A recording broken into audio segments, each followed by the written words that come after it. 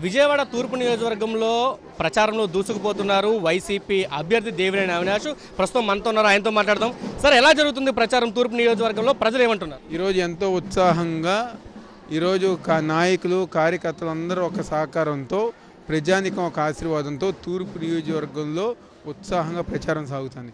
ఈరోజు 21వ డివిజన్లో మీరు చూశారు, దారి పరవనగర ప్రజానికం మా వెంట వచ్చి బయటికి వచ్చి మా మద్దతు జగన్మోహన్ రెడ్డి గారికి, వైఎస్ఆర్ కాంగ్రెస్ పార్టీకే, ఈ నియోజకవర్గంలో వైఎస్ఆర్ కాంగ్రెస్ పార్టీకి మా మద్దతు ఇస్తామని చెప్తున్నారు.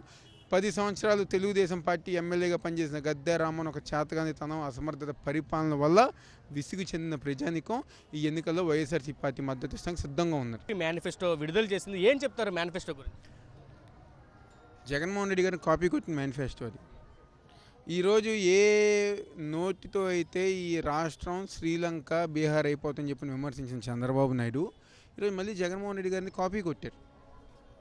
జగన్మోహన్ రెడ్డి గారు దమ్ముగా ధైర్యంగా ఏ హామీలు అయితే ఆయన ఇచ్చారో ప్రతి ఒక్క హామీని గారు అమలు పరిచారు. 5 సంవత్సరాలు కరోనా కష్టకాలం వచ్చినా అమలు పరిచారు. 2014లో చంద్రబాబు నాయుడు అధికారంలో రావటం కోసం ఎన్నో హామీలు ఇచ్చారు. జాబులు ఇస్తానన్నారు, నిరుద్యోగ వృత్తి ఇస్తానన్నారు, మహిళలకి డ్వాక్రా రుణమాఫీ అన్నారు, రైతు రుణమాఫీ అన్నారు, కేజీ నుంచి పీజీ దాకా ఉచిత విద్య అన్నారు. ఏమైపోయినాయి అవన్నీ? మళ్ళీ ఈరోజు సూపర్ 6 అని చెప్పని అబద్ధాలు ప్రచారం చేస్తే జనాభా ఎందుకు నమ్ముతారని చెప్పని తెలుగుదేశం పార్టీ వాళ్ళు ఈరోజు మేము నమ్మటం కాదు, జనాలు నమ్మటం కాదు, చివరికి వాళ్ళ కూటమిలో ఉన్న బీజేపీ పార్టీ గారు చంద్రబాబు నమ్మల. అందుకనే మీరు చెప్పే అబద్ధాలు దాంట్లో మా పాత్ర ఉండకూడదని చెప్పని నరేంద్ర మోడీ గారు ఫోటో వేయించాల. బీజేపీ వాళ్ళు వద్దన్నారు, మా ఫోటో వేయొద్దన్నారు.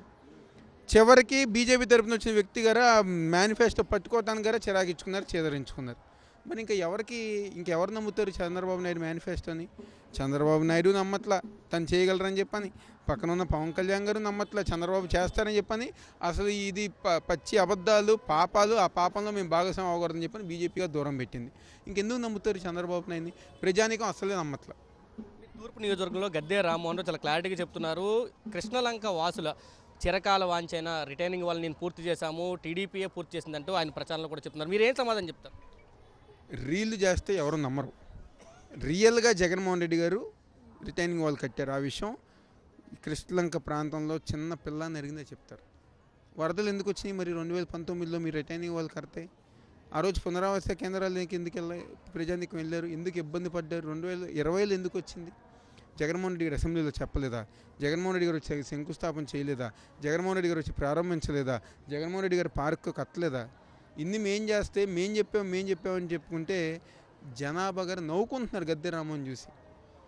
ఒక పిట్టల దొరలాగా అబద్ధాలు చెప్తూ ఇలాంటి అబద్ధాలతో గద్దె రామ్మోహన్ ప్రచారం చేయాలనుకుంటున్నారు. కానీ వాస్తవంగా ప్రజానికానికి తెలుసు గోడ కట్టిన జగన్మోహన్ రెడ్డి గారి గురించి. ఇది చెప్తున్నారు. పూర్తిగా అబద్ధాల ప్రచారంతో టీడీపీ మేనిఫెస్టోను ఈరోజైతే విడుదల చేసింది. అదేవిధంగా తూర్పు నియోజకవర్గంలోని టీడీపీ అభ్యర్థి కూడా అబద్ధాలను వల్లివేస్తున్నారు. ఖచ్చితంగా నిజానికి ప్రజలు పట్టం కడతారు, మంచికి పట్టం కడతారు. తూర్పు నియోజకవర్గంలో అవినాష్ ఖచ్చితంగా గెలిస్తేస్తారంటూ చెప్తున్నారు. ప్రజలు చంద్రబాబు ఎన్ని అబద్ధాలు చెప్పినా నమ్మరంటూ కూడా ఒక క్లారిటీ అది ఇస్తున్నారు. కెమెరా పర్సన్ నరసింహతో కలిసి సురేంద్ర, సాక్షి టీవీ, విజయవాడ నుంచి.